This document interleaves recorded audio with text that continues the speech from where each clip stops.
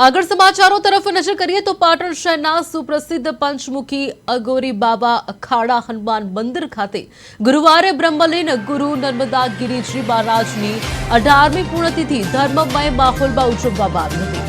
આ પ્રસંગે વહેલી સવારે ટ્રસ્ટી અરુણભાઈ તથા સેવકગણ દ્વારા ગુરુજીની ચરણ પાદુકાની શાસ્ત્રોક્ત વિધિ મુજબ અભિષેક પૂજા કરવામાં આવી હતી। ત્યારબાદ ચરણ પાદુકાને સમાધિ સ્થળે લાવી સમગ્ર આરતી કરવામાં આવી હતી અને ભક્તો માટે દર્શનાર્થે ખુલ્લી મુકાઈ હતી।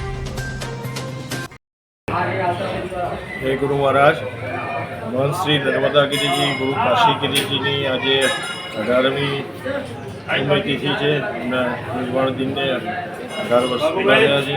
આજે સવારે અહીંયા પાદુકા પૂજન કરવામાં આવ્યું એમનું અને સમાધિ સ્થળે અભિષેક કરવામાં આવ્યો।